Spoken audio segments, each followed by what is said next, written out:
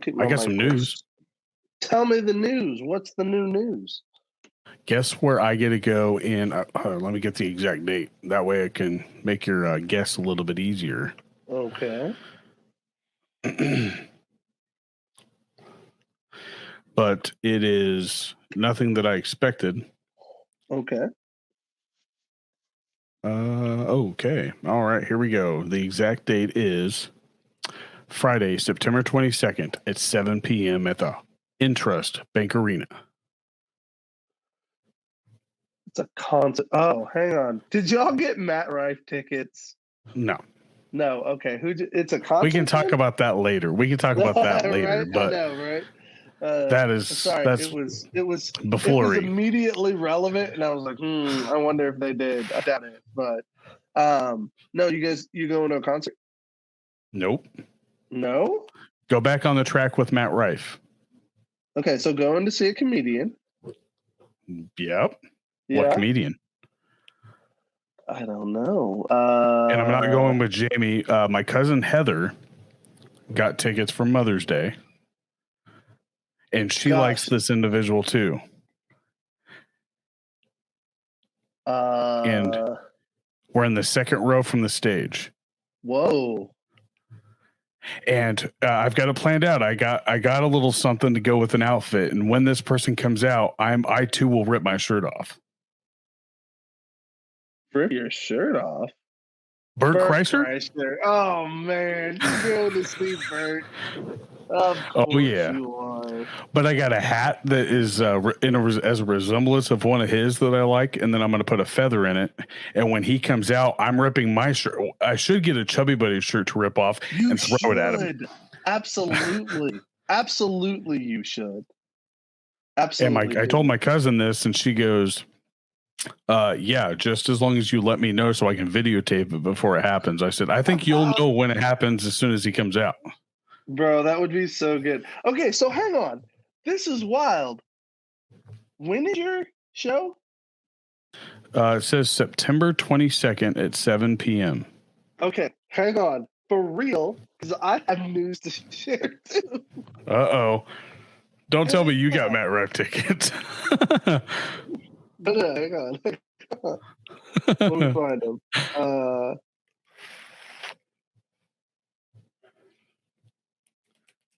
I think it's the Tops Off World Tour. Shout out Bert Kreischer.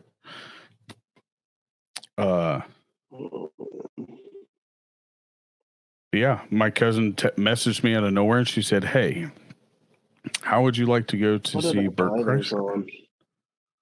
I was like, "Well, you don't even have to ask me." Hang on.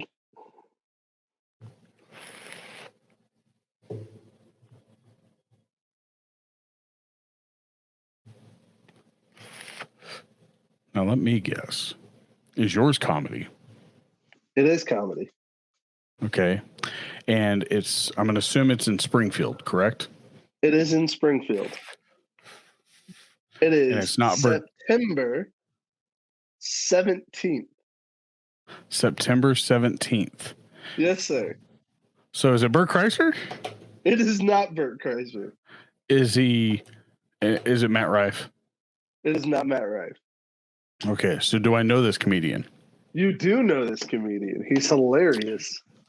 He's hilarious. So when would I have heard this comedian? Like when we're in high school or currently? No, more currently. No. You didn't get Shane Gillis tickets, did you? No. Oh, okay, because that would be epic. I know you're like fanatic about him. Like I heard I sent you that one clip for the first. You didn't watch all of that though, did you? You need to watch that whole special. Like it's awesome. I'm not sure I do, but oh, you do. It was funny, but man. He does one of the best Trump impersonations. I'm guessing he toes the line really. Well, he didn't get fired from SNL for no reason. That's the guy that got fired. Okay, gotcha. He got fired from SNL for something he said on his podcast, like, I don't know how long before he got hired by SNL. I heard about it. It was like one day after he got hired. Yeah, it was one day, but like, I don't know how long previous was the episode of the podcast that he refused to apologize about. I don't know when that was, but anyway. So who is yours? John Crist. Ah, nice. Yeah. He's good too. Yeah. And he's coming to Wichita too. Weirdly enough, we are also in the second row. How crazy is that?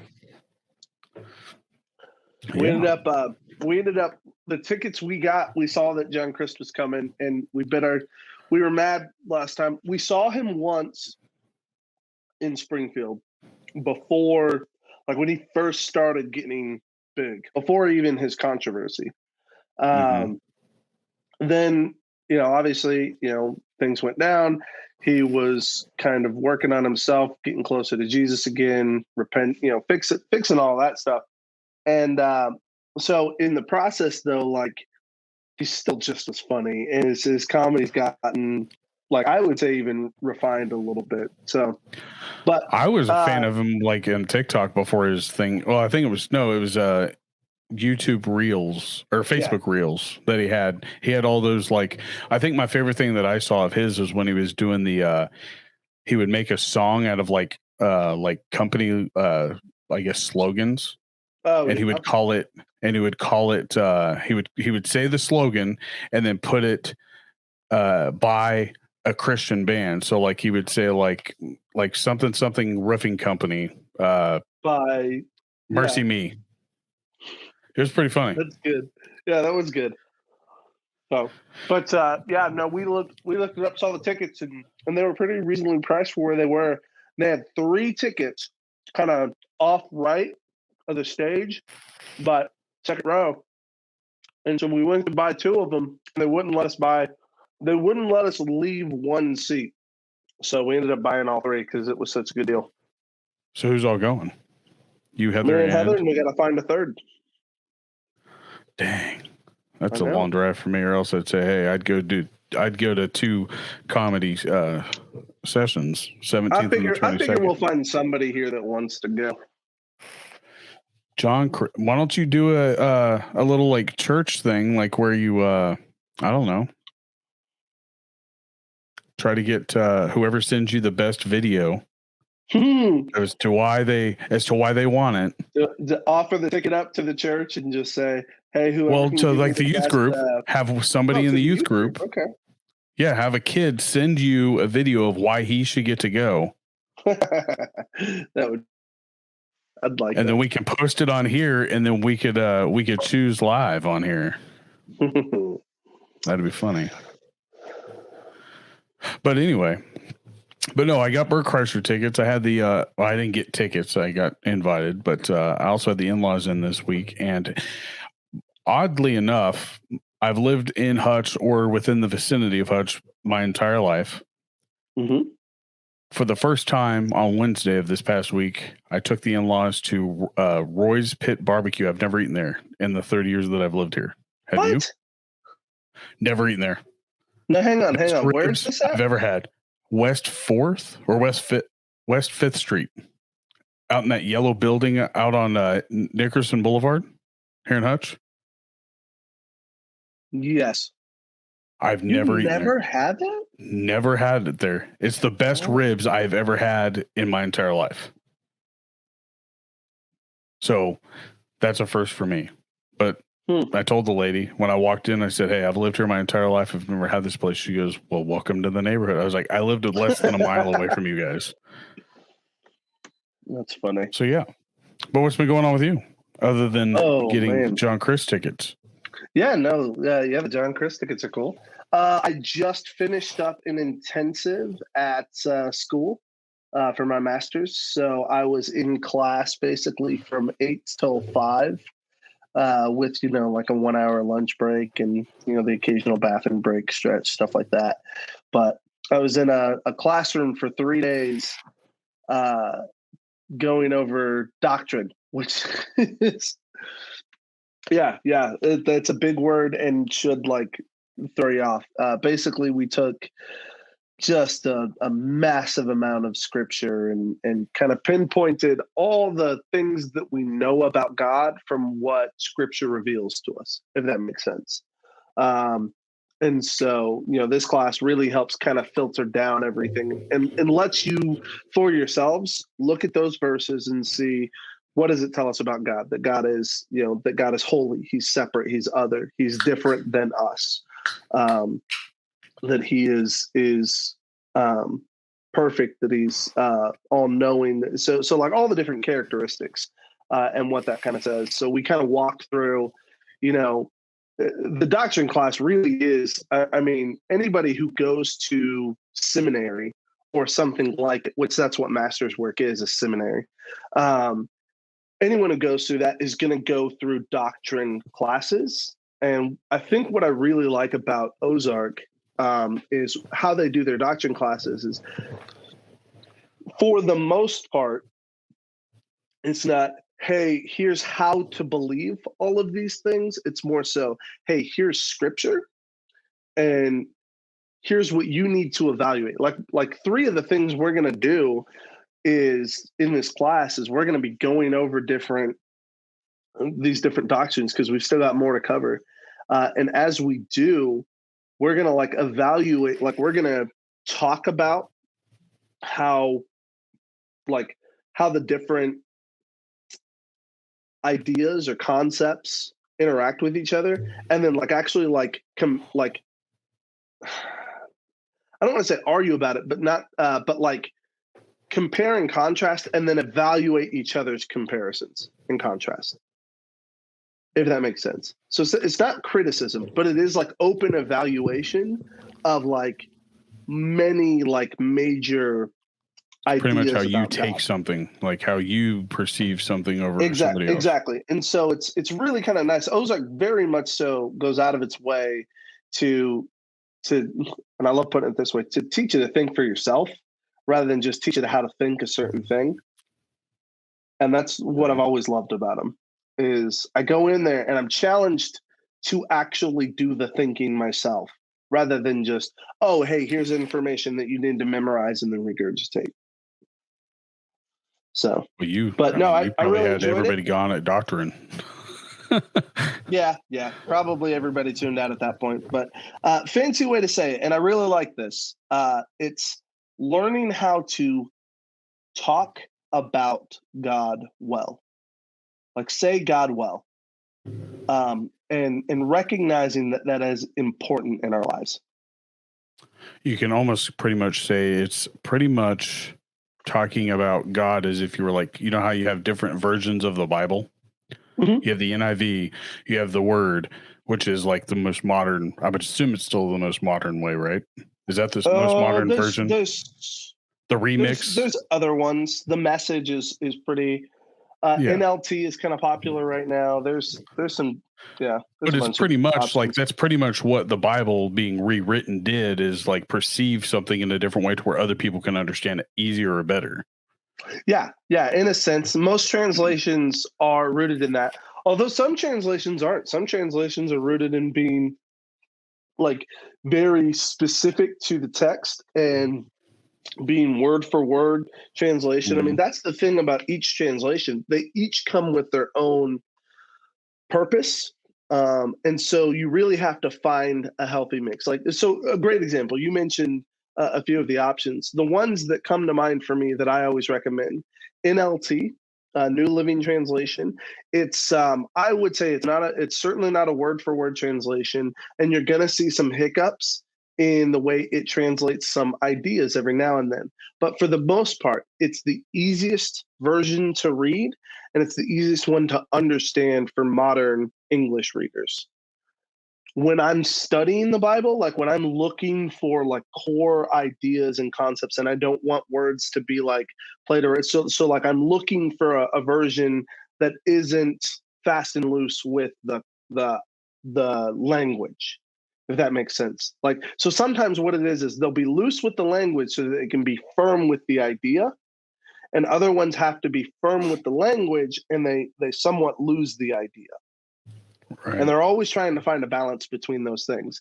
And so CSB, the Christian Standard Bible, that's another one that I like, that I would say is a little bit more lean towards it's accurate and it's not as easy to read as the NLT, but it's a little bit more. The language is clear and direct, and the ideas, like, it doesn't miss on the ideas of what's being conveyed. So it's a little thicker language. That makes sense. Bigger stuff you got to chew on. How many versions do you have in your house currently? Currently, at least 5. 7. That you use, not for your wife, not for your kids. When you say you use, how regularly do you? I'm saying that you use for, like, probably preparing for a sermon or maybe school. I'll use at least 4 versions when preparing for a sermon. I've got 2 other versions that I like to read just for, like, style. And then I have one just for fun that's called the Gen Z, and it's hilarious. Gosh, I wonder if that's over here. I would love to read an excerpt from that if I could find it. Hang on just a second. Let me see if I can find it. He's going to go try to find a Bible. You'd think a preacher would have it right there by him at all times. You would think, maybe in a fanny pack. Shut it. You and your fanny pack. Another resource. Oh, you're ridiculous. I don't see it. I don't think it's here, unfortunately. It must be elsewhere. That's tragic, but it's really funny because it takes basic scripture. They would use, like, terminology in today's, like, verbiage, like throwing shade. Oh my gosh, hang on. I wonder. I'm gonna see if I find it. Find a version on. Find a verse online, because it's hard. Let me read. Okay. Bible verse is optimized. Okay, here we go. Genesis 1:3. Original version. God said, "Let there be light," and there was light. Gen Z version. And God was like, "It's lit, fam." And it was lit, fam. John 4:8. Who came up with this idea? Dude, I don't know, but it's been one of the funniest things I've ever seen. Here goes John 4:8. Original version. Whoever does not love does know God, because God is love.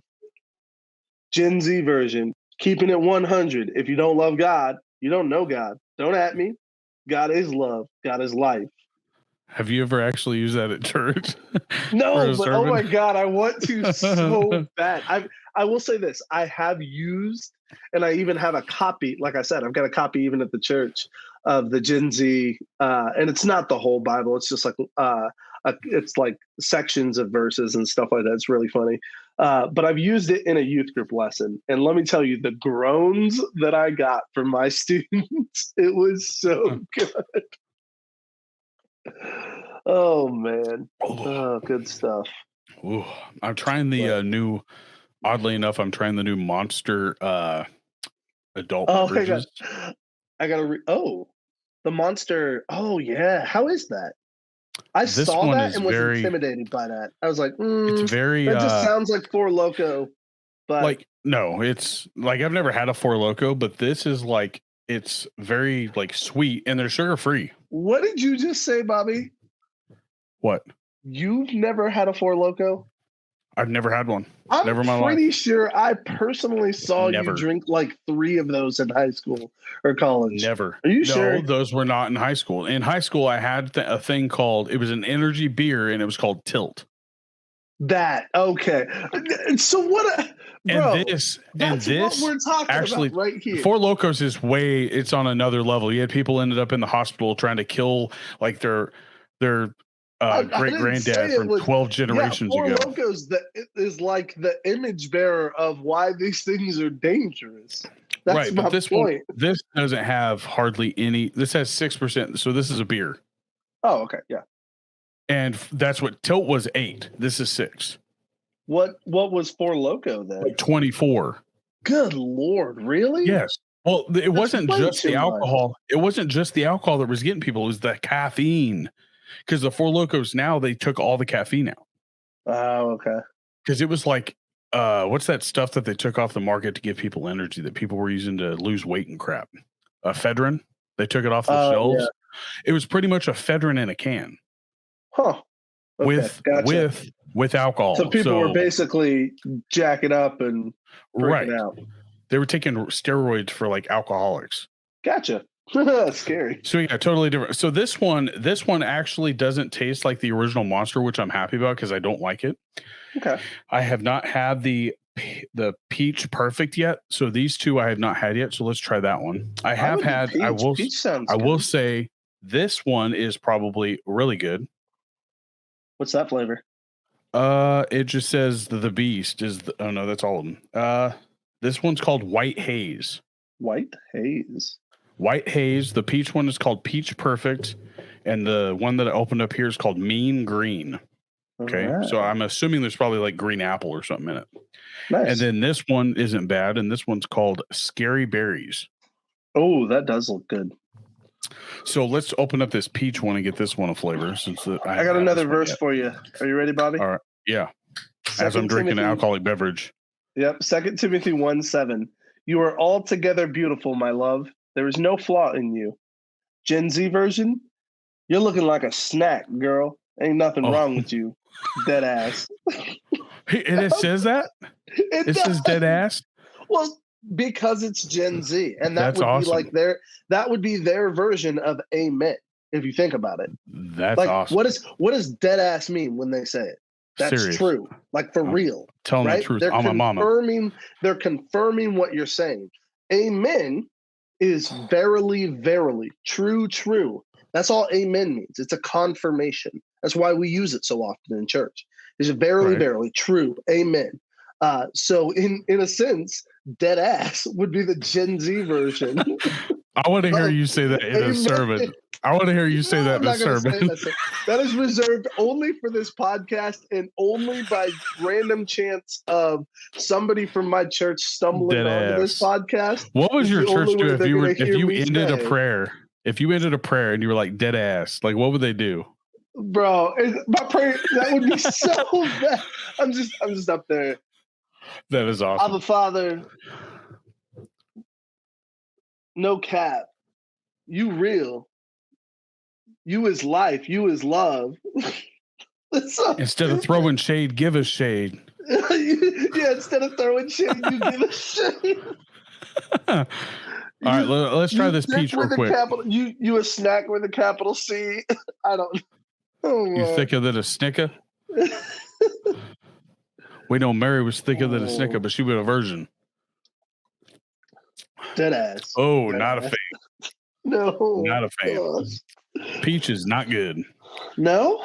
I don't like that. That's an artificial peach flavor, and I actually tried I got the Busch Light Peach. I got a 6-pack to try it. It's actually pretty refreshing. Let's see. Let's see if there's another good one here. You're pulling up another one. I'm going to bring up some Primal information because Josh was snacking on some Primal a little bit ago. Oh, and I am. It's so good.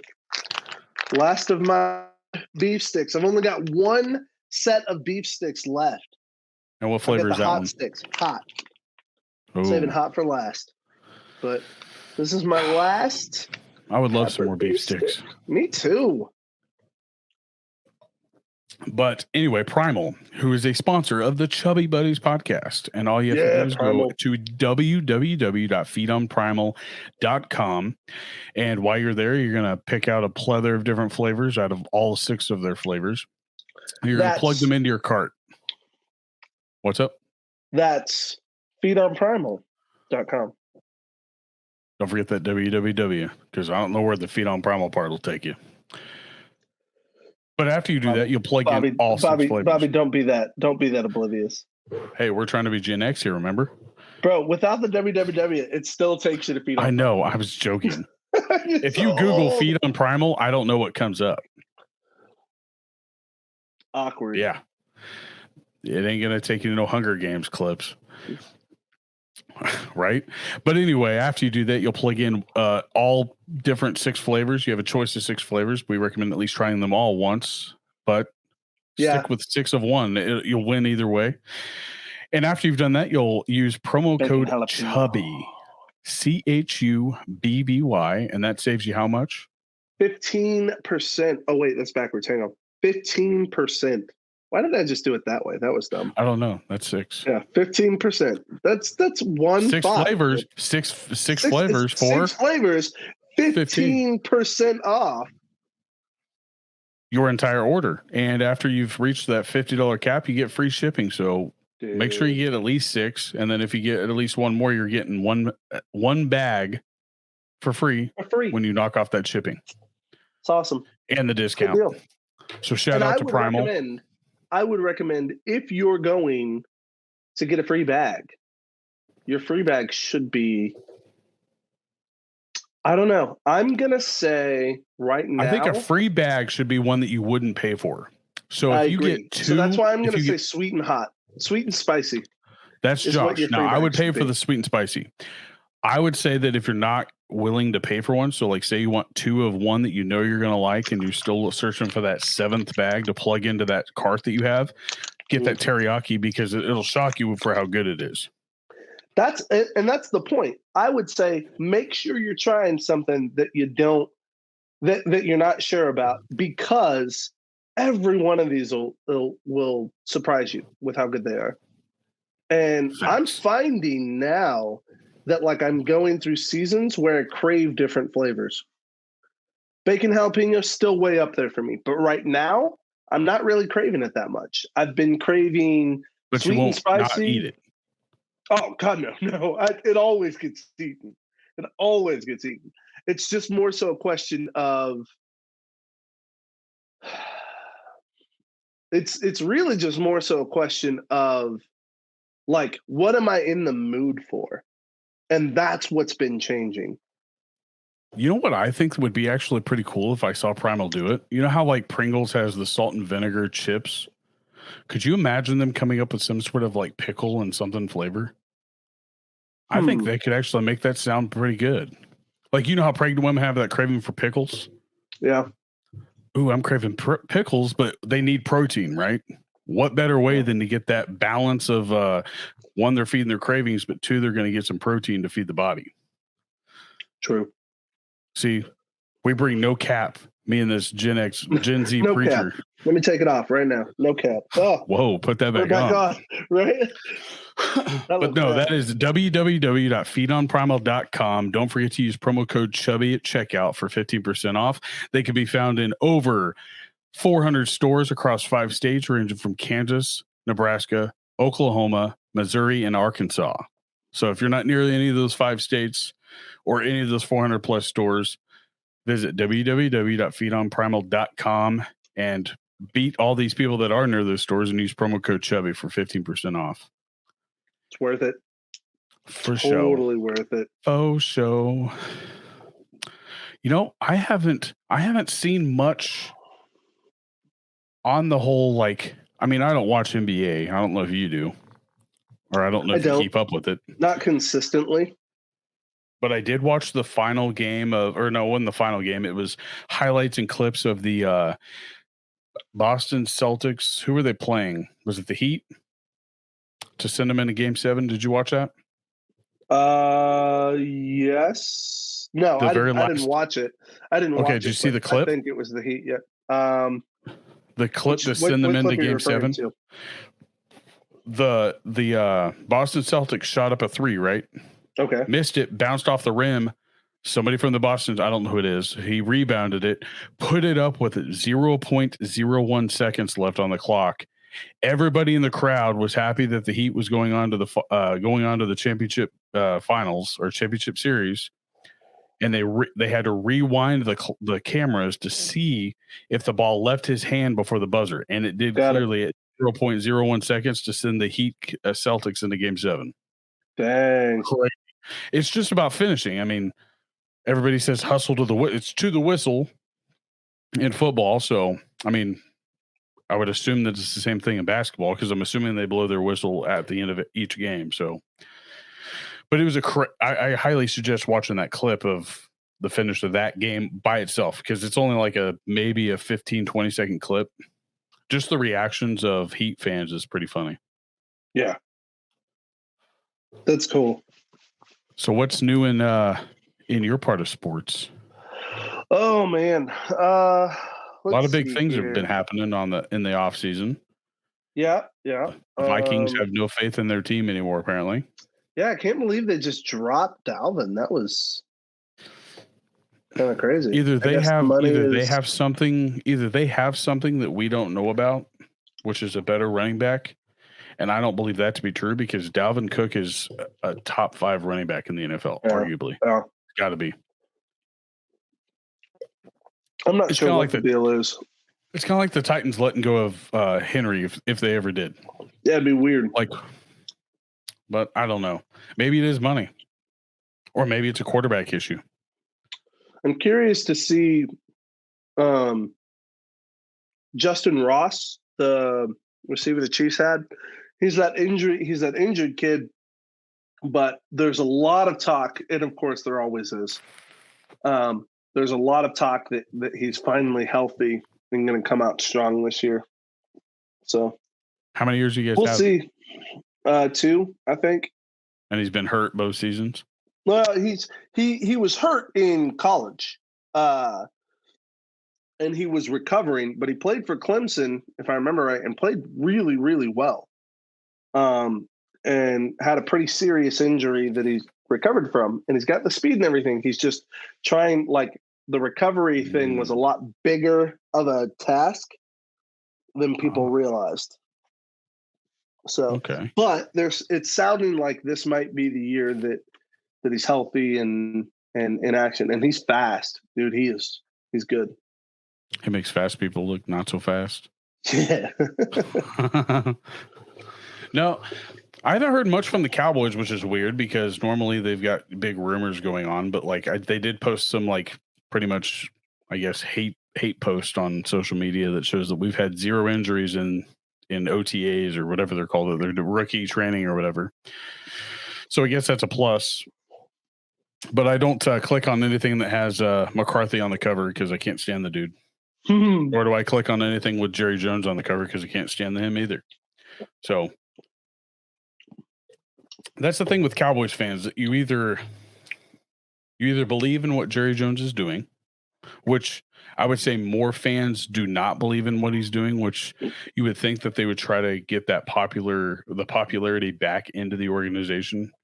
But I don't think what they would replace him with would be any better because he would still have his hands in the mix of everything because he'd put his son in there, and that's what's bad. Exactly. They need to hire somebody from the outside, let him do his thing, and if he fails, give him his chance that he needs, just like all the other 31 teams do every year. They put a GM in there to do the job. Yep. The only other GM that's a coach is Belichick, I think, isn't it? Belichick, and then you have.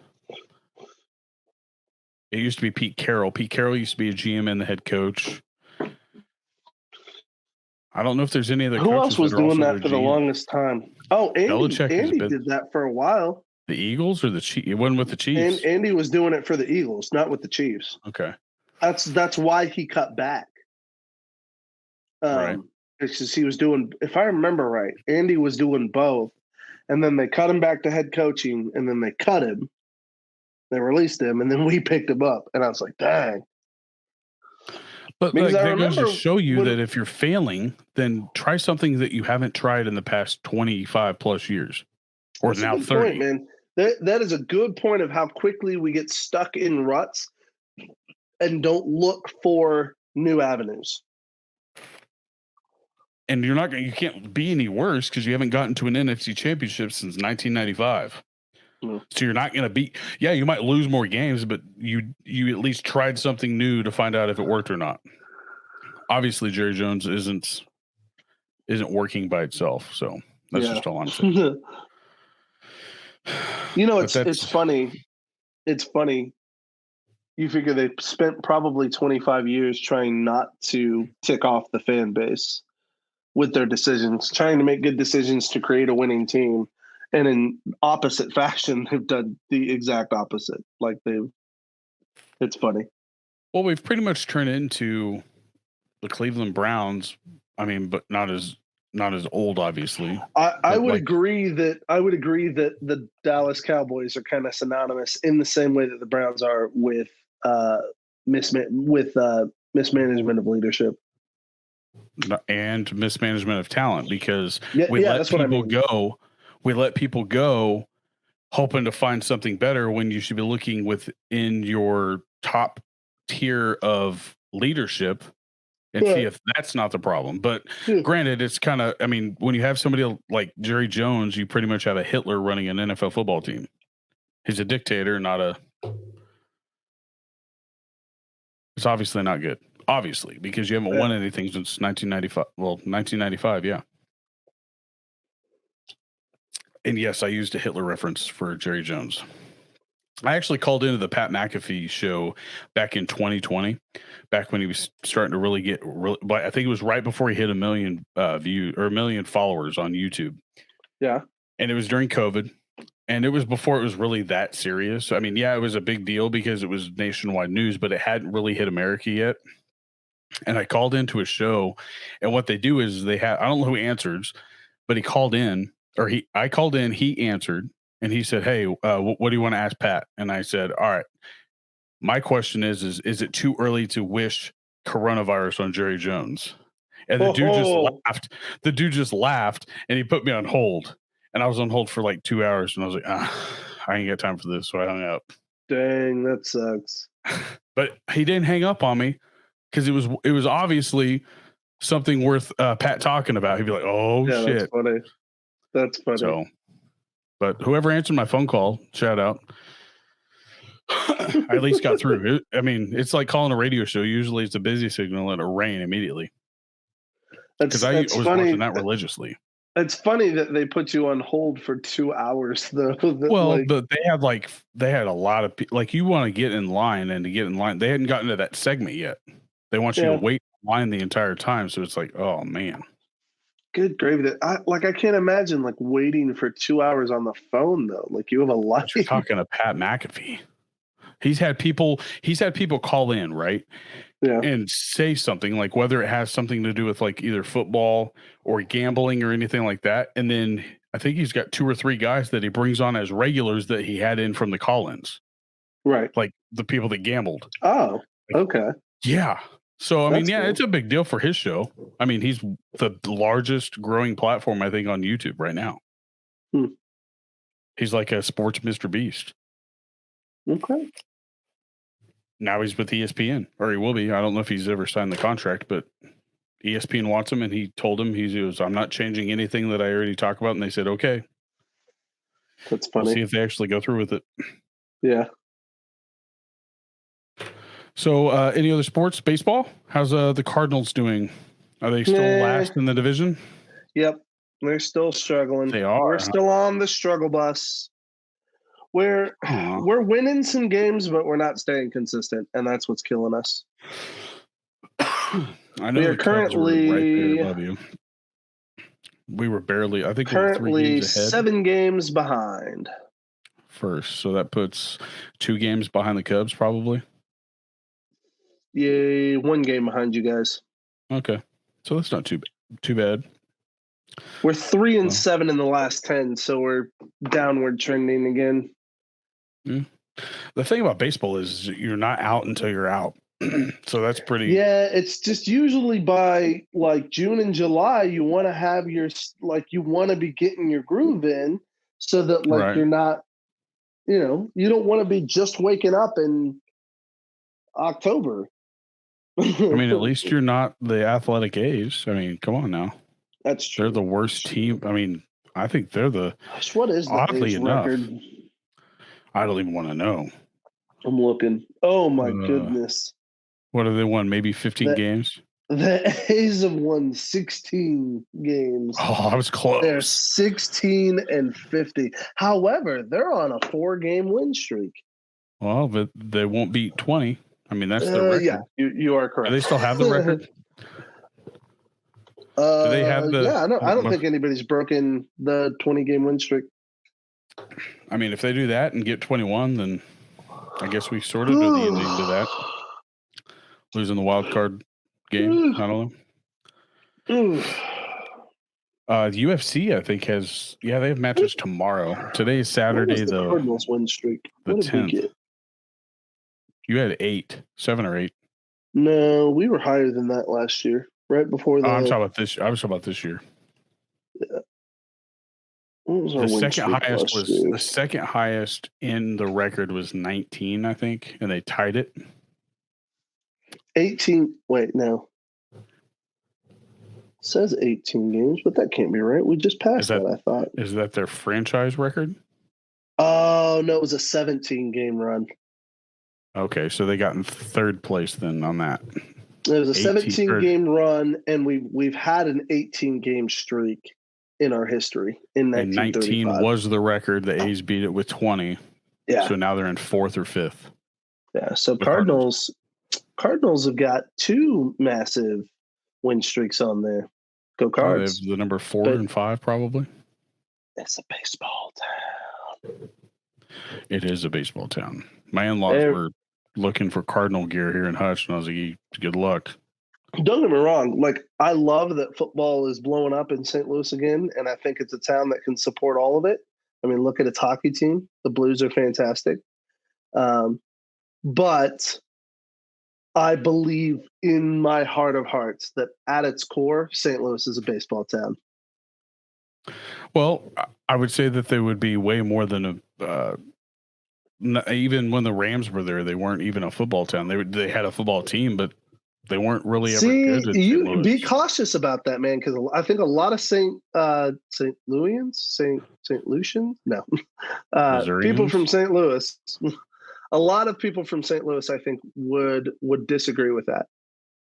But I didn't know any St. Louis Rams fans when they were in Missouri, really. I knew a lot of them. And that's the thing about Missouri people, dude. They're very passionate about their teams.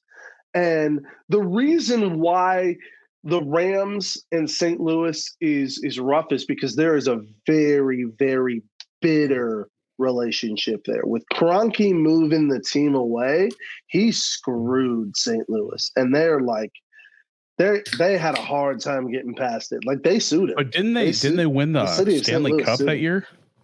Didn't they win the Stanley Cup the year that the Rams left St. Louis? I don't remember that. Might have been a little bit after. I know they've won the Stanley Cup since then. I think it was after. Like 2 years ago? But even still, like, that was there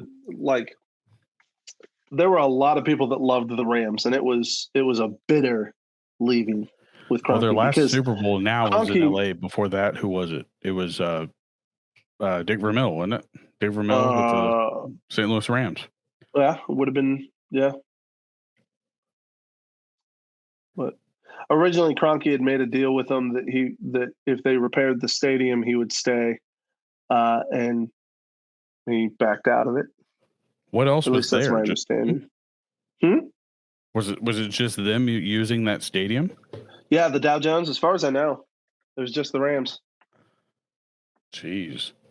I mean, I bet you he had to pay a lot more money to move them, but they're probably making more money, obviously. Oh, I'm sure they are making more money, but he got sued a decent amount. I know it was like $800 million or something like that. He was probably like, chump change. Yeah, probably. He probably fought his way out of fees and crap. He probably ended up paying a few million. Probably not $800 million. You know how that goes down. But the Battlehawks are a cool addition there, and I think and St. Louis is happy to have football back. Yeah. They do. So that's the only football team that plays there then now. Yeah, that's cool. Yeah, it's actually kind of impressive too, because that's another statistic that if you look at would tell you St. Louis very much so supports its football. Battlehawks far and away outperformed any other XFL team as far as attendance, like by like tens of thousands of people. Because they were all in attendance at the stadium. So, well, speaking of sports, I don't know if you've been following New Heights podcast. Oh, I love. But they've been having a debate. Podcast. They've been having a debate on who has the greatest trophy or championship trophy out of all the sports. I know. I've seen that. I also saw them hold up the basketball one. What's that called? That was the first one. That was the what's his name? I'm not a big NBA fan, so bear with me here. So can't judge. Wilt Chamberlain? No. Right? No? No. NBA championship trophy. It is called the Larry O'Brien Championship Trophy. Oh, that's right, the Larry O'Brien. And that was the first one that they actually got sent to Jason Kelsey. He's had 2 now sent to him. He had the Larry O'Brien Championship Trophy sent to his house, and then he had the Stanley Cup brought to his house by the person who it never leaves his sight. Yeah, the caretaker. Yes. Which is that would be the coolest cool. job. That would be the coolest job. That would be a very cool job to be. Not only does he have to take care of that, he gets to see anybody who wants to stand next to it and hang out with it for whoever wants to use it. Because the rule is of the Stanley Cup, if you've won it, you can take it for a day as long as it's not booked for that day. That's crazy. And then you drive out with the trophy. So say you want to bring it back to your town for the day because that was the last day you won the championship or whatever. Yeah. He goes with that trophy. He gets to meet every player that touches that trophy. That's so cool. I'm jealous. What a great gig. But I would have to argue that is the greatest award in all of sports is the Stanley Cup because of what not because of what it is, but because of what they've done to it. They've made it a traditional thing that gets spread around not only with hockey, but also with people who are fans of hockey with hockey players. I didn't realize that's what we were debating, though. I mean... No, that's what they were debating. Oh, no, that's what they were debating, not us. So I'm that's just saying I agree with Trav. For what makes a good trophy? No, they were just trying to say, what is the best trophy? Because they have the Larry O'Brien trophy, which is probably one of the cooler looking ones. And then you have the Stanley Cup. And then you've had 2 guys, and this is where it came from, 2 guys who have both won the Lombardi trophy. What was cool about it, and that was what their debate was, is what makes this so cool? Granted, they didn't start handing it out till 1969, probably. The Stanley Cup is intense. I'm looking at all the major league trophies now because I'm curious. When I think about them and I think about their looks, I do have to admit, I think the World Series might be one of my favorites. Well, the way that it's probably made, the way that it looks, yes, it's one of the coolest for sure because it's unique. I certainly like it, and don't take this the wrong way. I like it more than the Lombardi. I hate admitting this, but the Lombardi to me is one of the more boring medals. It's generic. And now here was Jason Kelsey's argument. When I win a Super Bowl, they really need to look at designing it. It needs to be a bowl to where you can eat cereal out of it, drink beer out of it. Like a stadium bowl, that would be cool. Oh, that's cool. Okay. Yeah. I mean, I don't know. It's still a trophy, man. And it's weird. I get that it's a trophy and you want to celebrate. But then again, there's a reason Trav got all the hard looks when he ice-luged and slammed the trophy, not the real trophy. He beer luged the actual trophy again on this week's past episode. Not the real thing. And it's not hard to. No, it was a real thing. They brought it to his house. That was the only trophy he's had brought to his house, and he did it. He poured the beer down it and drank it. And he showed the trophy with gloves on. It was the actual trophy, and he beer luged it. But how many people have done that? I think he was the first person to do it. I think he was the first person to do it. You really think in the locker rooms when they're all by themselves? Well, they're not by themselves. They too also have somebody who travels with this trophy, Back in the day, dude. Back in the day, that I don't know. That's what I'm sure it's possible. But what else can you do with that trophy? You're over here talking like Travis is the first partier to be in the NFL, man. No, not at all. I'm gonna just say, if a guy like Lawrence Taylor has had his hands on that trophy, that dude snorted. I guarantee you, it wasn't beer that he drank off of that. No, he snorted Coke off that. But has he won? Did he win the Super Bowl? I don't know. Did Lawrence win one? I don't know. Well, the Giants Google it. In the 80s, they didn't win it in the 90s. Did Lawrence Taylor win a Super Bowl? If he didn't, we know there may or may not have been Coke on it. He has 2 Super Bowl wins. So Cook has been on that thing at least twice. At least twice. Okay, so not only That's has terrible, but it's facts. Let's be honest. No cap. Facts. All right. No cap. Okay, listen. What other player what else could you do with this thing other than obviously those 2 activities? But what could you question. Like? What would other players be doing with the trophy based on what we know about them? Now I don't know what the rules are. With it in his bed. Yeah, I mean, I don't know. Like that's the thing. That's another thing about this the Lombardi Trophy. There's not much you can do with it except for like have it in your possession, take beer drinks off of it, snort coke off of it. What else can you do with it that isn't necessarily provocative or I don't take a shower with it. I mean, you can't eat much. I mean, I guess you could dip your fries, like put ketchup in the little divot and dip fries off of it. That would be it. Was that the divot left by the Spike? That was the wrong trophy. Well, you can do what Tom Brady and Rob throw it in the ocean and toss it back and forth in the ocean. And that obviously has never been done. Well, probably I don't think anybody's probably done that because that was pretty risky. It was very risky. And they were both inebriated. So if you can do that inebriated, sober, but you know, if you really think about it, I mean, they would send a diver down after that. You know they would. I bet you Gronk would have dove down there and got it. Gronk would have drove. Hold my beer. I gotta go get it. I got it. But if you think about it, what other trophy besides like that can like the Stanley Cup? You can eat stuff out of it, and there's like a number online. There's a number online that you can. This is truly a Chubby Buddies podcast. What makes a trophy great? Obviously, you can eat stuff out of it. That's what makes a trophy the best trophy. But you can also take drinks out of it. And they say that there's actually a number on there on how many cans of beer fit into the bowl of the Stanley Cup. And they actually have the numbers. Really? Yeah. Google That's crazy. That's like crazy. I think 85 or so. That's a lot of beer. That's crazy.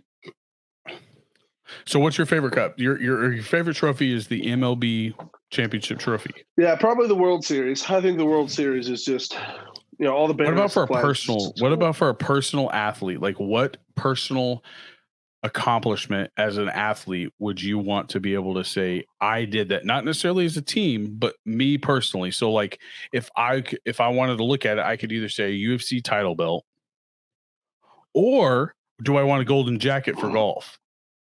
Give me Hall of Fame. I want to be in the Hall of Fame. Yeah, Hall of Fame. Either baseball or football. I don't care. But Cooperstown or football. What's harder to get into? Ooh. Baseball's been around probably almost a century before football. That's a tough question. Here's what I would say.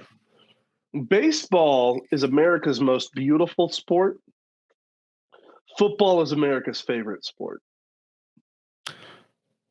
I agree with the football one. Baseball is the most beautiful sport. Most beautiful sport. In all aspects, or just like how people like in the every intricacy, in the intricacy and the complexity of the game. At its very core, it's the simplest thing in the world. You hit a ball with a stick, right? Because can you say it's America's? Because was it invented in America? It is America's pastime. It is America's pastime through and through. Baseball is an American game. Now, here's my point in this. At its core, it's a super simple game. It's hitting a ball with a stick and catching, right? Find me a more difficult sport task than hitting. Find me a more complex task in sports in America than hitting. Than hitting a ball with a bat. Well, I guess in America, you could probably say hockey. It's very comparable. And here is where my challenge would be. It's not comparable because the puck is loose and uncontrolled, right? Right. And here's my point. With batting, you have a ball that's coming at you, in a varied style based on the pitcher that's throwing it, right? So there's your first variable. The second variable is, one, the timing and the power and the location of your bat, right? Mm-hmm. So you not only have to see the ball, you have to time up your hit, you have to put your bat in the right location, and you have to swing, like you have to use good form in hitting it. There's so much to the art of hitting a ball. Right, I'm not disagreeing. I would say there isn't a more complicated action in sports. There isn't a more complex thing. I would say it's the hard, for sure. I agree with you on that part. I also would say that it's also the hardest sport to be great in. Yes. But like if we were talking about an American sport, yes, I would say baseball. But then you have other things like cricket that are, and that is the exact same game, but in a total different, more complexity part of it. Like, and mind you, cricket, still batting, still the same concept. And what I would say in cricket, same concept. That is the hardest part of sports, period, is using a bat to hit a ball. I do have a sport that's probably harder than baseball. I'm listening. But it's not okay. Now I'm only thinking about this outside of American sports, and I'm also thinking about this outside of like a controlled environment, just like you said about the hockey puck being like nobody's throwing it at you, right? And that would be mixed martial arts. That is the hardest sport to be great in. Like nothing, of course, nothing beats mixed martial arts because you never know how you don't know how the other person's preparing. You don't know how you're preparing or how well you're going to like actually show up. You don't know if you're going to be on your game. You might think you are. I would agree with this. I would agree with all of this. My challenge to it is this: the human, like you have the only argument I want to make is that it's the human body and you've had your whole life to train with it. A bat and a ball requires like separate training, and that's my contention on it. But mixed martial arts by itself is you're having to train in numerous types of martial arts. So that's your bat and ball. Right. And that's the thing is each fighter has a different style and well, they may have been trained the same, but they table. might have a different way of getting their contact across or getting the kickoff or planting their feet or I don't know, being able to not get gassed out in the ring. Like where you don't even know necessarily where you're fighting until like probably a couple months before. So how do you train for that? Like baseball is pretty consistent. They play in America or they used to play in Canada pretty regularly, but not no more. They still like do. You don't. Yeah, the Blue Jays, Toronto. Right, but not every team plays them every year. That's what I'm saying. Most teams play the Blue Jays, yes. Oh, I thought that every team was. Yeah, most teams play the Blue Jays every year. That's how baseball works. Well, like 1 year, like if the Cubs, like this year, they're not playing in at Royal Stadium. They're playing in Chicago, so they're not going to Kansas City. Kansas City's coming to them. Sure. So the Toronto, whoever doesn't play them, they're going to them. Not everybody will fly to Canada to play baseball. So for a fighter, for them to prepare for a fight, say they get a 4-month warning of where they're fighting at, they've either got to go to that place and train for that fight to get acclimated to the environment, if it's needed. That is, like if you're going to mountains or anything like that. So that is my argument. So like your bat and ball is the style of fighting that you have to not only defend but also offensively win. That's your bat and ball. I can see that. We can debate about that all day. Oh yeah. Definitely good points though, for sure. Those are very, very challenging sports that require a lot of discipline to become. Granted, it is one of the newer sports for sure, but it's one of the newest watched sports. It's no, but I definitely stand by that statement. Baseball is America's most beautiful game, for sure. Well, no better way to end this off than to end it off with another sponsor of the podcast. Oh, yeah. HCW is a sponsor of the Chubby Buddies podcast. The Heartland Championship Wrestling You can find them on Facebook, Twitter, Instagram. I believe they're on Twitch, and they just released some pretty big information about one of their shows that they got coming up. Did you see that, Joshua? I did see that. What's the new? There's new information about it? Well, they never made it public about them and local. Were we? Oh, so we were early announcing that. Sort of. But I mean, yeah, we knew about it, but like now they're putting it, they have a poster, they have matches already set and everything now. Well, there you go. We knew about it. It's official. The Summer Showdown is happening at the Leavenworth Local, August 12th. Yep, 2023. It's going to be awesome. And general admission is $12. Premium admission is $15. General admission will be $12. That's at 5:30. But if you pay that premium, that $15 entry fee, that's going to get you in at 5:15. And they usually do get you in early. You get first access to seat, all that stuff. And it looks like almost the way to all go. It's worth their big names are on there too. So yeah, it's going to be a good show, dude. The only one I don't see on this poster is Kuda. So I don't see him there either, but I thought I'd heard he might be there. I don't think they've released every fight, but I think that they have their fights like lined up, and they're not releasing that. I think usually we get a fight, and then one of the other podcasts that's sponsored by the I-70, the Hot Tag, I-70 podcast. They too will get a fight. We will get a fight, and then they will release those the littler fights or maybe the less known fights later down the road on their Facebook usually, and that's the best place to get that information. So contact information, say you're a local wrestler and you want to go train with them. They do have a school, and that is ran by Billy Simmons, who is also the owner of HCW. And that is at Heartland Championship Wrestling on Facebook, or you can find them at HCW 2023 on other platforms. He'll work you too. Oh yeah, he'll work you. He'll turn you into a wrestler.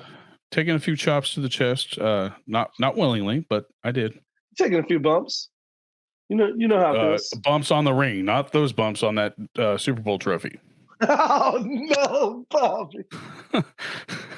No, Lawrence, we won't take bumps with you. We misunderstood what you were talking about. We thought you wanted to wrestle. What is going on here? He said wrestle. Wrestle. No cap. So, I had a question for you in this little thing that I didn't get asked last week because I wanted Chuck to really be our focal point, and he was a great guest. He was a great guest. What is your favorite quote? Yes, thank you, Chuck. I do hope we can do that again. What is your favorite quote from the most recent finale of Ted Lasso? What is your favorite quote or favorite, I guess, teaching lesson that he did in all of every season of Ted Lasso? What is it? Okay. Look, I will never ever forget. I have mine, and I want to see if it matches yours. It probably is. Be curious, not judgmental. That to me is still one of his most powerful lines. That's not my favorite one. Oh, I love it. It is my favorite one. It is my favorite. It is one of my favorites, but it's not the favorite. I have a new favorite. Oh, man. Can we just talk about the number of callbacks in that finale?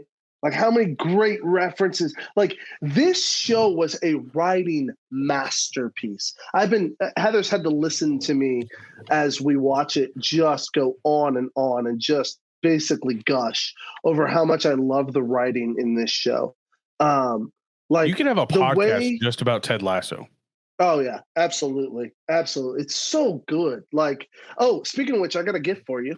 For me. Yeah. Hey. Do you even want to tell me what it is, or I'll show it to you? No, I won't. No, I'll just tell you. It is a Ted Lasso board game. Ooh. I picked up me a copy.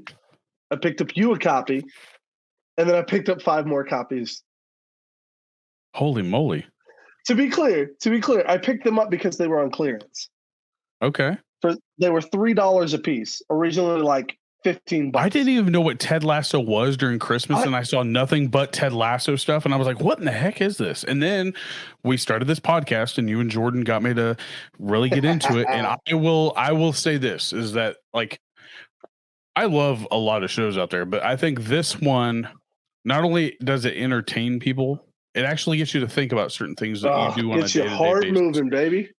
Well, but like with me, like you had said that, or you and Jordan both said that you got teary-eyed, and it was, yeah, there were sad things in it, but nothing to where it moved me to tears, which isn't a bad thing. I'm just not the type of guy that gets moved easily to tears. But I will say this, it had me thinking about how I interact with people on a day-to-day basis. No question about it. And if it doesn't make you think about that, then you have no heart. And I will say that openly. So if you can think about, like, if you really want to test to see if you have a heart, like, or if you have any type of compassion for the human being itself, then test that out by watching Ted Lasso and make you not think about it. Then that will tell you if you need to go see somebody. Absolutely. Love it. So as you were saying, about your favorite quote. So obviously, be curious, not judgmental is a great one.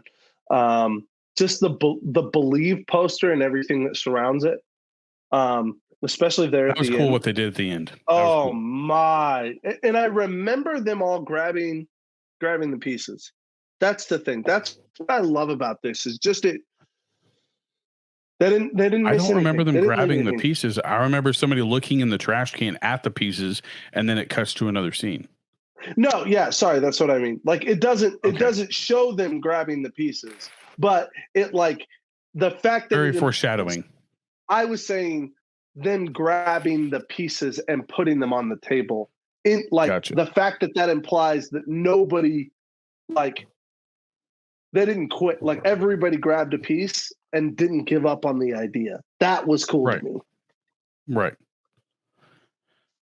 So I would say that the season finale had numerous things about it that made it stand alone on being one of the better episodes, only because of not only the callbacks, but also the fact that you heard from all the other people in the show more than you did Ted. Like, I think there was a couple episodes in this season that he really didn't show his face at all. Yep. But you really got to explore the depth of the other characters that you've really grown to love over the past few years.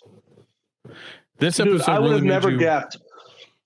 You can watch season 1, and there's no way in season 1 you'll guess how you feel about Jamie Tart by the end of the show. There's just no way. Well, I mean, I think that people will have a judgmental way of thinking about it. I don't like this guy. He's going to be a douchebag, and he probably won't be in any other episode. That would be the general thought of anybody just trying to watch the show. That would be the, I guess, standard on the board. But nobody would ever think that they would ever find him to be a favorite character. The redemption arc of the characters and the way each character gets fleshed out on their own in subtle ways is really cool. I don't think I've ever watched a show where I really felt like almost every member of that team, I get their character. Right. And that's weird, because most of them should just be supporting cast who we don't really understand as a character, but they've done such a good job in their writing to flesh out and give personality to each one of them. I mean, talk about the Christmas episode where the team comes over to Higgins' house. In season 3. Yeah, and what a powerful episode that is. Just the family that gets created there. I think Obasanya's Sam's journey with his restaurant is really deep. Even Nate's just kind of his journey arc of becoming the Wonder Kid, but then him standing up to Rupert and stuff like that, and not becoming the same man. I love that too. And then seeing him, full circle come back into that. Well, I think a lot of it had to show, like, especially with that whole, like, I guess, character, like, it showed how much somebody treats you really, really carries with you down the road of when you go on to either different ventures or different, like, parts in your life. Because he probably wouldn't have been that way if Go ahead. No, I was going to say, I appreciate you saying that. And I would venture to say that it's because like you said, because of Ted Lasso is the reason he comes out of his shell. But then interestingly enough, how he like ultimately turns on Ted and blames Ted intrigued me, because Ted doesn't like shame him. He doesn't like, and that to me is one of the best lessons from Ted Lasso, is like, even when somebody hurts him, he doesn't take it out on them. Yeah, he doesn't seek vengeance, things like that. I appreciated the episode with his mom. I thought there was some pretty powerful depth. That's what showed like where his character development. Not just that, but also where his not only like the relationship that he has with people, but also the relationship that he has with meeting new people, like meeting with new life characters. and personality. Ted Lasso's character was his mom throughout the entire show. Honest and then question, you saw his. What's up? Did that remind you at all of me and my mom? No. At times? No, because your mom has always been pretty honest with you. Like this, in this show, that her character, like he was mad at her because she kept things from him, right? And I'm not trying to like have a spoiler alert. No, think about it, dude. No, she was keeping mad her that feelings. She keeping her feelings from him because he wasn't able to share his feelings because he thought that was weak. Yeah, mom never really hit her feelings. She didn't do that. Now, what I would say what her similar traits are was that she bragged about her son. Like she made lies about her son. And that's what, I mean, no, Sabrina wouldn't lie about it, but she would definitely do what I guess mothers do. She would have their sons back. And that's what she does throughout that whole episode. But I liked how he was able to be honest with her when he saw her finally open up with her. So, yeah. But my favorite quote. All right. Now I have several. One of them being the dart scene in the season 2, I think it was. Middle, yeah. But also, I would say my favorite quote from Ted Lasso would be the one where he's giving the speech about the dog. Where his neighbor, he got bit by a dog and he was always scared of dogs. And then his wife died. So then he started taking care of the dog that bit him. And then his family put him in a home because he couldn't take care of himself. So he took on the whole overkeeps of the dog. And he's, I forgot exactly word for word what he says at the end. He said, it's funny how things that hurt you really end up being your best friend at the end. And that, if you really want to think about it, you hated me when you met me. Yeah, I really did. But like you hated me. And then now look at us now. I mean, we're probably two of the closest friends that people have ever seen. That's true. But like it goes down to show you how like your feelings towards someone or something can actually get you to not only change your feelings about it, but also change your perception. Like, well, if this guy's not going to take care of him, then I'm going to step up and I'm going to take care of what once bit me, and I'm going to show it love, and then it in return showed him love. You know, it's funny, Bobby, is my relationship directly with you. I would describe it as, when I first met you, I hated you.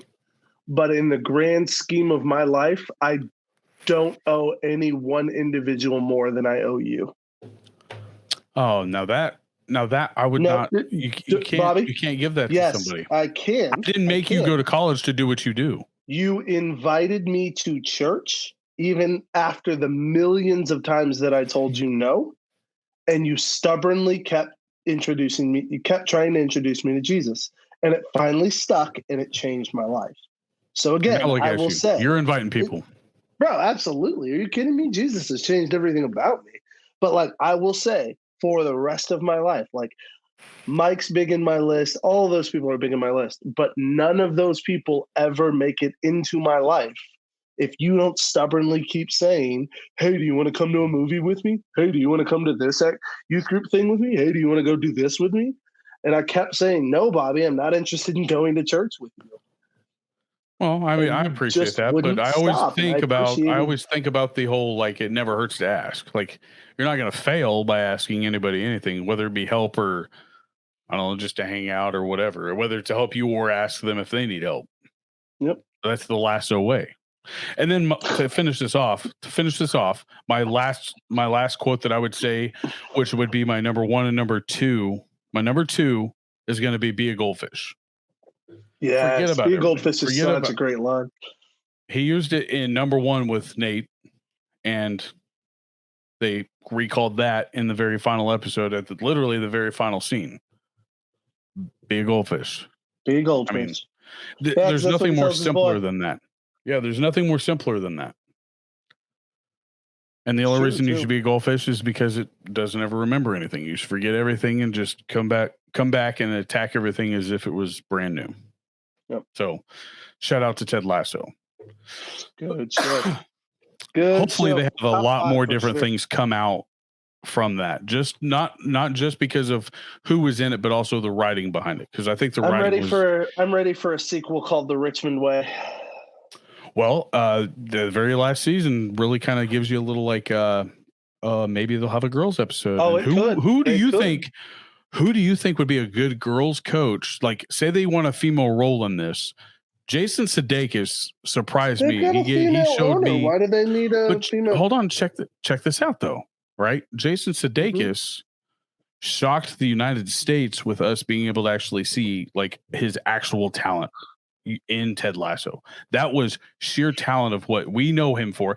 And what I didn't know this is that 7-8 years ago, this was a skit. Ted Lasso was a skit. It's a skit that he just tried to pull off on some, like, I think it was like CBS or something that he did for like, it was like a 7-minute skit. That was crazy. But say they wanted a woman to come in as an actor, just like Jason Sudeikis, to play a female girls team coach. Who would you think would be a good cast for that?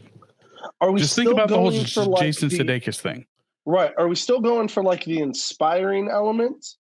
That and the surprise factor. So about the surprise factor, the comedy factor, and the inspiring factor. Yes. Ugh. Who is female Lasso?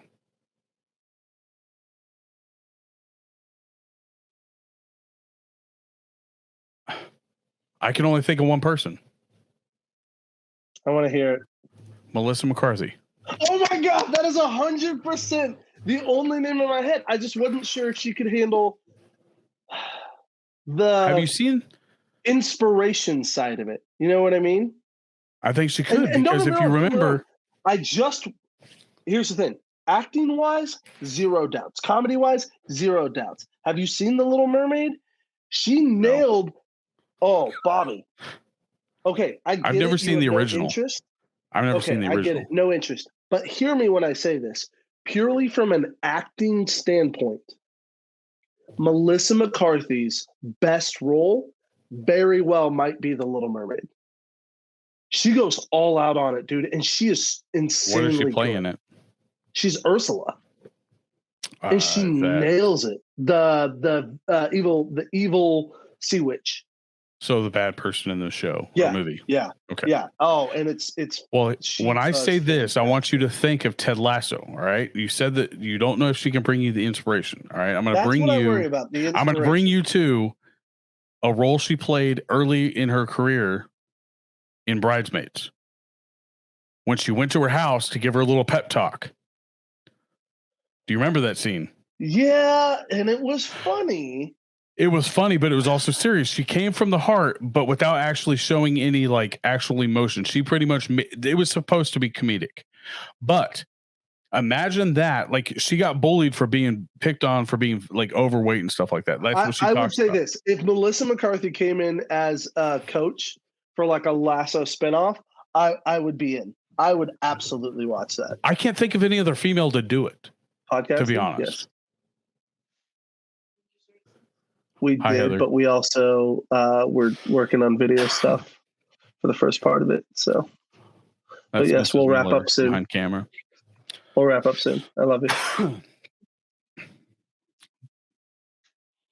But the only other person besides Melissa McCarthy that could even remotely come like to mind, I would say would be the main character in Bridesmaids, the blonde chick that she goes and gives the pep talk to, because she's, I think, one of the best female comedians. Jason Sudeikis was a comedic actor. He wasn't a comedian, but she is not only a comedic actress, but I think she's got a little comedian in her. I could definitely. Sarah Silverman, like I said, no, Sarah Silverman. Who's the other chick that's really she's a comedian? Whitney Cummings, maybe. No, those are the only female people that I find to be fun. I mean, Ellen, no, gone. I believe Melissa McCarthy. I could buy Melissa McCarthy. What about like? Trying to think of somebody who's funny. Tina Fey, maybe Amy Poehler, somebody. Amy Schumer? No. But would she surprise you if she could? No. No? She's not funny to me. I don't like her delivery. What about the chick that plays Fat Amy? She's British. Yeah, Rebel Wilson. Yeah. Rebel Wilson. I could see Rebel Wilson. She'd be funny. She could do that. She could do that pretty well. Her style of comedy, I don't think would fit there though, because she'd play a good Nate alternative, probably. Yeah, I could see her as a second, like as a side, or a beard, as key, like as an interesting. Ooh, yeah, like as a beard, as a secondary to somebody with Melissa McCarthy. Who's somebody? What about? Oh, are we recasting Ted Lasso? I got you. Are we recasting Ted Lasso right now? Kate Beckinsale. Kate Beckinsale. Oh, wow. Kate Beckinsale. Yes. Process. I haven't seen all of her movies. She's but funny. The ones I've seen her in, she's funny. She's gorgeous. She's attractive. Click was probably my favorite movie with her in it. Yeah. We know she's got the acting chops. Yeah. Kate Beckinsale. There you go. There's a suggestion for you. For as what role again? As Ted Lasso? Yeah, as your Ted Lasso type. I like it, but I still say my favorite's probably Melissa McCarthy, just because I think that she would surprise the crap. Melissa McCarthy tops the board for sure. She would make that show hilarious. And then could you imagine Melissa McCarthy then like Rebel Wilson as like a beard type? Oh yeah, that'd be awesome. Those two would be great together. It's like Tommy Boy and David Spade and Chris Farley, all. Do those two have a movie together? Could you imagine? They do. I think that Melissa McCarthy is. Rebel Wilson, they have a movie together. Oh, was she in? No, she wasn't in that. I'm gonna look. Melissa McCarthy. Rebel Wilson duo roles like. Who was in the one where she gets superpowers? Who was that chick that was with her in that? Oh, that was that black actress. She's also a comedian too. It wasn't Rebel Wilson though. That would be a really good combo though, I think. I think so too. Her is a beard, and then Melissa McCarthy is a Ted Lasso. And then to name the soccer players themselves, I think that would be so fun. Like to give out like ideas for like players. I think that's what we need to come at with next week is to give out player ideas, like who would play like all the key players. Like, I mean, you have Nate, of course, but he wasn't a player. But if we wanted to give out like one for, like you said, Keely, her boyfriend, Jamie, that would be fun. Did you just refer to Roy Kent as Keely's boyfriend? Yeah, it left my mind. That is Roy Kent, sir. That is Roy Kent. He too also had a couple good quotes. He's one of the writers on that show, and he is I read that. Phenomenal. He is so good. Brett Goldstein? His interview with the writers and stuff like that at the end of one of the episodes when what's his face gets a red card was pretty good. Oh man, I love the bicycle scene. Oh, where they go riding a bike. Amsterdam, there's nothing funnier than that. Let's go see a windmill. What did you think about the intro with the very last episode? What, like, everybody's mind got drawn to what just happened. Everybody thought that they hooked up. at the very beginning. I didn't. I knew they. Then why was he in his underwear? Why was she in her blouse at her house? He wasn't in his underwear. Yes, he was. He was. Oh, he came down there and he did what he did, and he said exactly what he said to her friend that he did sleep with. It was obviously implying that, but I knew right away. But then Beard broke the ice. Beard broke the ice together. Yeah, Beard broke the ice. Put those two together. There's no way. I like where the housekeeper. They're brother and sister. I'll go clean the rooms. Right. I like where Beard goes. I'm gonna go. The chick goes. I'm gonna go clean the rooms, and he goes, "No, no." Yeah. Ted Lasso. But any other movies that you've been watching or anything? Jamie's actually out there watching the newest Avatar since it got put on Disney Plus or whatever it is that we call it. Oh, really? Yeah, she's out there watching. I've never seen the first Avatar, so it's not like I watched. Here's what I would recommend: put it on, watch the first 30 minutes, then take a 2-hour nap, then wake up for the last 30 minutes, and you'll have seen the movie. So it's an hour. It's 3 hours. The first one, but the story is only about an hour long. I don't know, man. Everybody says if you've seen Dances with Wolves, then you've seen Avatar, but with blue. You have, and it's brutal. It's a giant. You should hate America because they're a war machine piece, and they take over the planet, and all the beautiful visuals and stuff like that. Like it showed its weight with the graphics of the movie. It's incredible visually. It's incredible visually. But you weren't a fan of the actual like plot of the movie. Storyline's boring. Yeah, and I need a storyline. Storyline's boring and it's bloated. That's the best way I would put it. More than boring, it's bloated. It's a 3.5 hour movie with an hour of story. Who likes to be bloated? Nobody. And that movie is bloated. Right. And here's my last question. We'll see if Avatar 2 is any better. Yeah, I don't know. Jamie's out there watching. However, you did ask me if I've been watching anything, and my answer would be yes. Kind of been on a spree lately. We watched Guardians of the Galaxy 3. Is that good? Yes, it was really good. Where's really it at? Well done. Great closure. We saw it in theaters. Oh, okay. And then I saw there was another movie in theaters recently that we went and saw. Mario? Yeah, we saw Mario Was that good? Super Mario Brothers. Yeah, it was really good. It was great. It was a good nod to the kids. It, like, builds out the world of Super Mario very well. One that surprised me in theaters, Heather and I went on a date night to go see it, was Dungeons and Dragons: Honor Among Thieves. That's on Amazon. Not Amazon. It's on CBS, Paramount. Okay, is it on Prime too? Yeah, it's on Paramount for sure.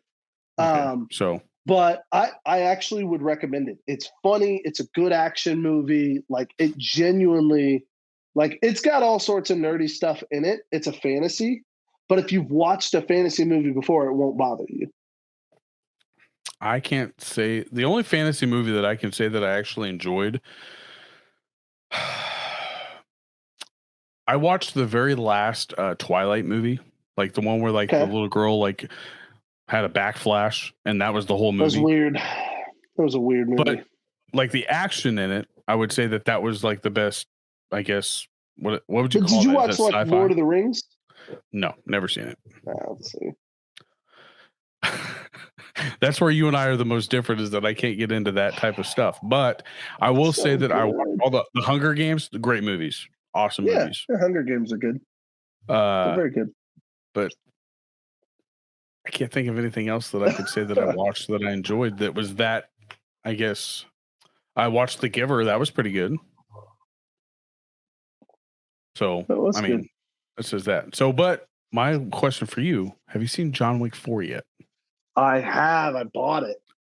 I bought it to watch it. Man, it was that good. not okay? It was not better than the first one, because the first one we needed. We needed the first one. The filming on this one the shots that top down shot. Oh, when he's in like that abandoned apartment. Yeah, they took that from a video game with the dragon's breath. Oh, yes. That was one of the coolest filmed shots I've ever seen. It was incredible. Took it from a video game. Man, I was blown away. From a video game, they took that. And I also recommend, if you want to know more detail about the whole like premise of John Wick itself, I highly recommend going back to listen to Joe Rogan's podcast with the director of John Wick. Would you believe that John Wick about 1 the backstory of in detail, all of it, and the underground and the table? Anything you want to know about? Because as that develops, it's been such an intriguing plot to like. He doesn't talk specifics about the table and stuff like that, but he talks about how he came up with the ideas, and that's where you're going to understand it. Okay, gotcha. That's where you're going to understand it. But so he's building the universe as he makes the movies, is what you're getting at. Yes, off of what he grew up enjoying, on like concepts and everything. So the action itself, it is here. I'll give it to you. It's his second to last one that he just had. Oh, so it's recent. Okay. Yes, gotcha. It is very. It was. I will tell you. John. Okay, number 1995. I'm chewing out every coach I ever had, Bobby.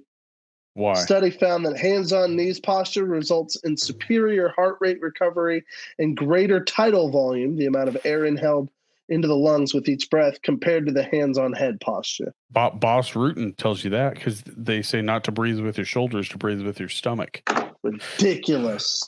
Boss Rutan's all the those king, times we were trying to keel over and breathe, and coach would tell us to put our hands on our head. As a baby, that's how you breathe. Thanks a lot, coach. You almost killed us. But John Wick 4, right? Yes. Number 1 was still my favorite because we needed it, and it just set the tone for what to come, right? Well, you don't number have 4 any of the John Wick. Yeah, without the dog dying and him going on his spree, you don't. John Wick 4 is number 2. I would agree. And so then what's 3 next and for then you? 2. 3 and then 2. 3 and then 2. Okay. 2 is just 2 is just a little slow for me, like for it being John Wick, but it wasn't because of like the action, because it's full of action and a ton of like what he normally does. But it's also two's where he gets abandoned, right? Like where he gets cut off. Because he kills the guy in the Continental. Because he gets right at the end kills of 2. the brother. So like yes. Without the events of 2, you really don't have 3 and 4. Everything after when he goes to where he cuts his finger off from number 3, you have everything else. The only thing you don't have that I enjoyed in number 3, like more than anything, was the Halle Berry scenes. Like how the dog, like that's another thing. She was a pretty good addition to that. He goes into detail about how they trained her and the dogs she has in these movies. Yeah. Like they trained those dogs only to listen to her. Really? Only for 6 months it took them. She worked with these dogs for 6 months, man. That's and crazy. then had to retrain them for their original owner. Huh. Same people that trained the wolves in Game of Thrones is the same people that trained the wolves the dogs in John Wick 3. That's crazy. It was so cool. Would you believe that the director, his first movie was John Wick 1? Really? John Wick was his first movie? John Wick 1 was his first movie he ever directed. He was always Keanu Reeves' stunt double in Matrix. What? Is that the connection? This guy was Keanu's stunt double, and now he's the director of... That's John Wick. So cool. Keanu Reeves brought him this idea. It was supposed to be called something different, and then later down the road, and that's what the episode talks about. I highly suggest listening to it on like a road trip. Okay, I'm gonna give it a listen. But he talks about like how they came up with the idea of John Wick, and the original name was something different. And John Wick is homage to one of the guy's grandfathers. The guy's name was actually John Wick, but he came to him and he wanted him to rewrite it because he knew how much in love he was with old action movies and also hands-on combat. Nice. He's a big judo guy, and all the fighting scenes, it's never like kicks and stuff like that John Wick is doing. It's all hand to hand. He's doing close combat, pulling people in, tossing them. Yeah, and like it's really cool. It's insane on what they do. Yeah, granted, none of this stuff is ever should be believable, and if it is, then you need to go get seen. But it's the idea of what he did, what he had to do to get the film to be shot in such a way to where you enjoyed it like visibly. Yeah, It is a visual spectacle. That's what I think is most impressive about the John Wick series. Like, and he has hardly any action movies. Action movies. Everybody thinks they're easy to do, but in reality, if you don't get your action filmed well, it ruins your movie. Right. And filming action is really hard to do, especially in John Wick, because you get so many dudes. Okay, let's take this for instance. Number 2. One of the things that I enjoyed in number 2 was when he was going back at the very beginning to get his car, right? Yeah. I don't know if you remember that. And the brother of the Russian guy was telling the story about John Wick and all that stuff. But then, like, in the scene where he's peeling out his car and he hits him with the rear end of the car and he flies up against the pole and drops. They really did that. They really hit that dude with a car. What? Yes. They hit that dude with a car. I mean, granted, it probably wasn't as fast, and he hit the pole. Yes. And he tells you in this episode of Joe Rogan of how they actually I gotta listen to this thing. That's wild. I was like, no. And he goes, if the guy got knocked out, we already had another guy to take his place if we had to reshoot it. That's what he said. I was like, what? Nobody got hurt. Nobody got seriously injured in the movie. And in John Wick 1, John Wick, when he was in that bathhouse where he was killing all those dudes in the red circle bar or whatever, he had 103-degree fever because he was fighting the flu. Oh my. Yeah. Keanu is a straight up G. What an animal. But I know you got to get to your wife, and I know this episode was, I mean, we never really try to necessarily have an idea of what we're going to talk about, but I do want it to be enjoyable for not just us, but also the listeners, but mostly me because, yeah. And I would rather it be more like this. Granted, yeah, we have segments in there where we talk about stuff, but that's more for the organization of it. That way people kind of know what's coming next, and also so that we can't get off track. So, but sometimes exactly, because we will get off track if we don't. And we do our best, but I highly suggest hitting that subscribe button on YouTube and hitting the like button. Shoot us a couple comments. Hopefully, one of these days we'll get our 2 other fellows into the ring again. But we'll see what happens. But hit that subscribe button, hit the like button, throw us a comment down there. Go follow us on Facebook. Anything else you want to add, Joshua? We love you guys. Go eat some snacks. Love you too. Bye. Bye. Bye.